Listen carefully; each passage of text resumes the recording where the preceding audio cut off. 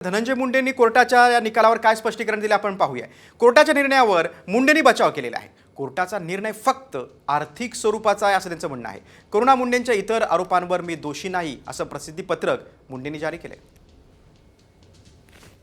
ह्या केसमध्ये त्यांनी काय क्लेम केलं आहे की मला वाईफ म्हणून स्वीकारावं असं त्यांनी विचारलेलं आहे। त्यांनी असं सांगितलेलं आहे की मला प्रोटेक्शन द्यावा, पोलीसची प्रोटेक्शन द्यावी मला, कारण मी पॉलिटिशियन आहे हे वगैरे वगैरे। मग त्यांनी सांगितले की मला काय 25 कोटी रुपये पाहिजे।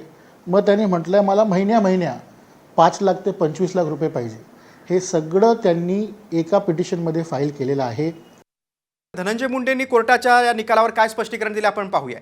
कोर्टाच्या निर्णयावर मुंडेंनी बचाव केलेला आहे। कोर्टाचा निर्णय फक्त आर्थिक स्वरूपाचा आहे असं त्यांचं म्हणणं आहे। करुणा मुंडेंच्या इतर आरोपांवर मी दोषी नाही असं प्रसिद्धी पत्रक मुंडेंनी जारी केले। ह्या केसमध्ये त्यांनी काय क्लेम केलं आहे की मला वाईफ म्हणून स्वीकारावं असं त्यांनी विचारलेलं आहे। त्यांनी असं सांगितलेलं आहे की मला प्रोटेक्शन द्यावा, पोलीसची प्रोटेक्शन द्यावी मला, कारण मी पॉलिटिशियन आहे हे वगैरे वगैरे। मग त्यांनी सांगितले की मला काय 25 कोटी रुपये पाहिजे। मग त्यांनी म्हटलं मला महिन्या 5 लाख ते 25 लाख रुपये पाहिजे। हे सगळं त्यांनी एका पिटिशनमध्ये फाईल केलेलं आहे।